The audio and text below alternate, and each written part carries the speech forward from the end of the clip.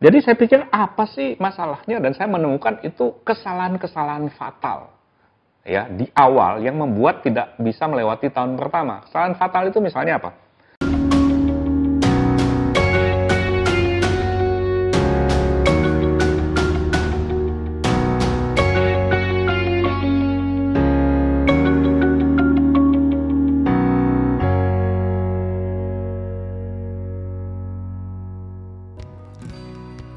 Nah, ini pertanyaan yang menarik sebetulnya, karena faktor mengapa itu biasanya dalam korporasi, organisasi-organisasi besar itu berkaitan dengan misi, visi dan misi organisasi. Mengapa kita ada? Nah, mengapa BLA perlu ada? Nah, saya harus akui bahwa ini sebetulnya merupakan salah satu wilayah baru buat saya, karena lebih dari 25 tahun ya, 30 tahun tepatnya, karir profesional saya itu menangani company dan korporasi. Lebih spesifik lagi, itu industri-industri yang terutama di dalam jaringan, kalau mau disebut yang besar, adalah di kelompok Astra Group. Klien-klien awal saya dalam proses pendampingan untuk pelatihan ya, saya merupakan licensed instructor dari Dale Carnegie Training. Jadi yang saya tangani itu awalnya itu seperti United Tractor, alat berat. Kemudian saya cukup lama menangani otomotif ya, Toyota, seluruh dealership seluruh Indonesia. Dan kemudian setelah itu saya sempat menangani juga wilayah perbankan sebagai profesional. Perbankan itu bank-bank yang Bank Mandiri, Bank BCA, Bank Indonesia, hampir semua bank nasional pernah saya tangani, mendampingi tim human resource mereka, memberikan pelatihan, seminar motivasi, dan sebagainya. Tetapi ada satu keinginan saya untuk bisa menjangkau wilayah non-korporasi, yaitu UMKM. Apalagi data-datanya menurut saya ekonomi Indonesia itu ditopang oleh para gerilyawan ekonomi, kalau boleh saya sebut, itu adalah praktisi UMKM ini. UMKM yang saya maksud terutama dalam skala yang mikro, itu misalnya salesnya 1 tahun tidak sampai ya 300-an juta misalnya, atau kalau kecil itu ya sampai 4,8 miliar misalnya ya, atau sampai menengah lah, katakan 10 kali, jadi kira-kira 48M. Nah, itu yang saya sebut UMKM ya.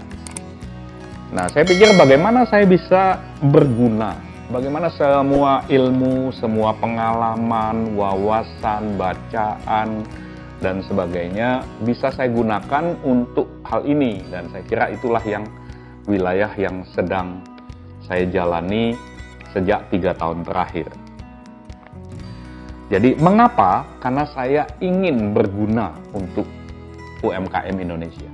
Yang pertama. Yang kedua adalah saya melihat banyak sekali laundry pemula, khusus UMKM di bidang laundry ini, memulai usahanya itu tidak dengan baik, sehingga tidak survive 3 tahun. Tidak survive bahkan tahun pertama, yang paling kritis itu tahun pertama. Jadi kalau hasilnya tidak menggembirakan di tahun pertama, semangat itu sudah hilang. Sehingga kalaupun ada, dia ada sebagai sebuah kegiatan, bukan sebagai sebuah bisnis yang menumbuhkan orangnya juga, menumbuhkan bisnisnya. Jadi saya pikir apa sih masalahnya, dan saya menemukan itu kesalahan-kesalahan fatal ya di awal yang membuat tidak bisa melewati tahun pertama. Kesalahan fatal itu misalnya apa? Kesalahan memilih lokasi. Karena saking ambisi. Anda perhatikan ya, saya mempelajari neurologi, cara otak bekerja ya. Jadi salah satu cara otak bekerja itu adalah namanya generalisasi ya. Nah, proses generalisasi itu ketika orang bersemangat ingin, dia melihat sebuah lokasi begini-begini, diarahkan oleh penjual paket laundry dan sebagainya, kemudian dia mengeneralisir hal-hal yang sebetulnya belum tentu benar, Dan kemudian dia membuat keputusan berdasarkan hal itu. Juga menghapus deletion. Itu salah satu kerja kita, kecenderungan otak kita juga.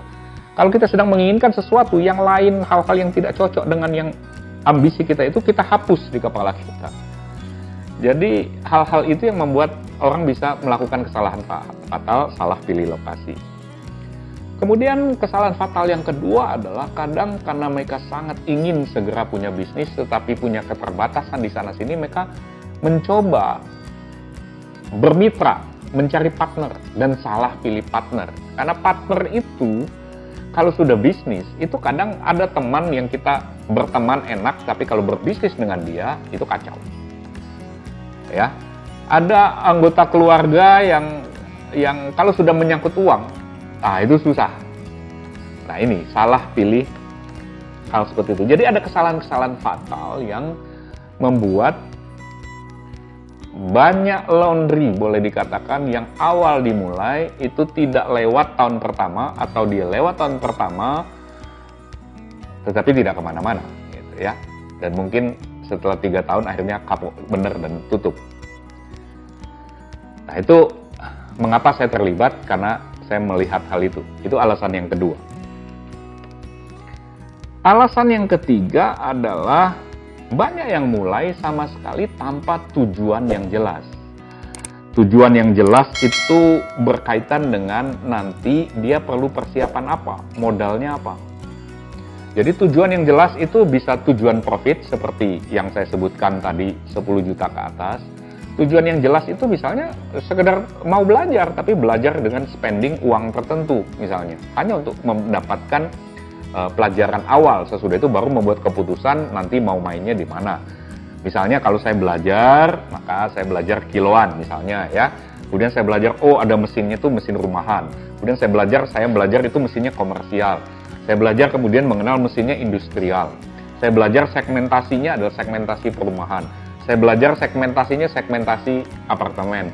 Saya belajar segmentasinya adalah segmentasi tempat-tempat kos dan sebagainya. Itu semua memerlukan biaya. Nah, kalau Anda punya hasrat belajar besar dan punya uang untuk dihabiskan untuk belajar, itu juga sebuah tujuan yang baik gitu.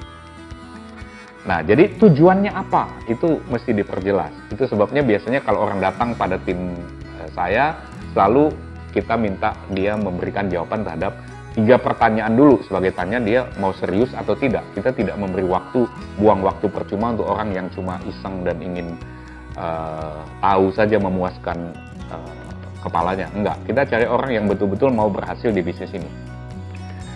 Jadi karena tujuan tidak jelas, maka tidak bisa dilakukan misalnya analisis potensi. Kalau dia bicara katakanlah di wilayah tertentu, potensinya seperti apa? Saya memetakan potensi laundry Indonesia itu yang belum selesai saya petakan, itu boleh saya katakan itu adalah Maluku dan Papua. Yang lain dari ujung Sumatera, Kalimantan, Jawa, Sulawesi, Nusa Tenggara sudah saya petakan. Nanti saya akan share di bagian tertentu hal-hal yang berkaitan dengan itu ya. Itu yang membuat kemudian saya punya memprediksi dalam 5-10 tahun ke depan bisnis ini seberapa prospektif, seberapa menjanjikan. Tapi itu nanti.